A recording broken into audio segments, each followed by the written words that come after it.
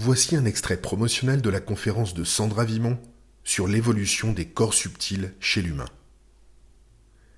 Vous pouvez vous la procurer en totalité sur le site web www.supramental.biz.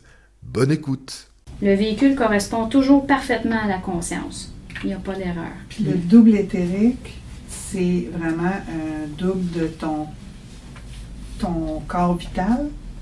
C'est comme c'est toi fois C'est deux. une extension. C'est toi fois deux? J'essaie de vous... Ouais, je vais l'expliquer. Ok. Je vais l'expliquer avec un exemple pour qu'on le comprenne, parce que là, il ne faut pas perdre aussi de vue. On parlait d'émotion et d'émotivité. Donc, je me brûle sur le chaudron. C'est l'événement qui est programmé, qui est tout arrangé par mon esprit, qui va utiliser toutes les formes de l'âme, etc. Donc, il se passe quelque chose. Il me descend l'émotion.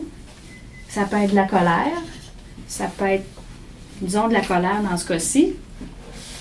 C'en est un qui est intéressant à explorer. Donc, si l'ego balaye sous le tapis la colère, il vient de croire une pensée qui dit « mais c'est pas grave ». Puis là, ben, il bloque l'énergie. Qu'est-ce qui arrive à l'énergie que l'esprit voulait envoyer? Ça reste pris dans nos corps subtils. Donc, souvent, ça va être dans le corps astral. Disons que je vais faire des TX, là. Il y a des TX autour de l'ego. Donc là, ça se pollue. Parce qu'il a réfléchi la pensée, ça reste pris.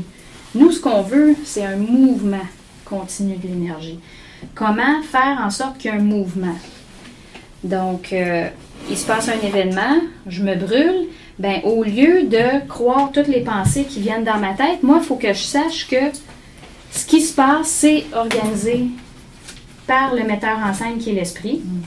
Donc, si je le sais que c'est lui qui a fait exprès pour me brûler, ben, tout d'un coup, ça change la donne. On n'est plus dans le « c'est pas grave ».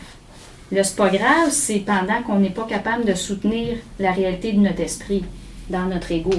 Donc, c'est dire, OK, l'ego, tout de suite, il se brûle, il va aller voir l'esprit, il va dire « Hey, qu'est-ce que tu fais? Pourquoi tu fais ça? » Puis, en faisant ça, la colère que l'esprit va envoyer dans l'ego, elle remonte sur le plan surmental. Puis là, ça s'en va dans notre double éthérique. Puis pour répondre à la question, qu'est-ce que le double éthérique? Au fond, on disait tantôt, tout le monde a un corps vital ou éthérique inférieur.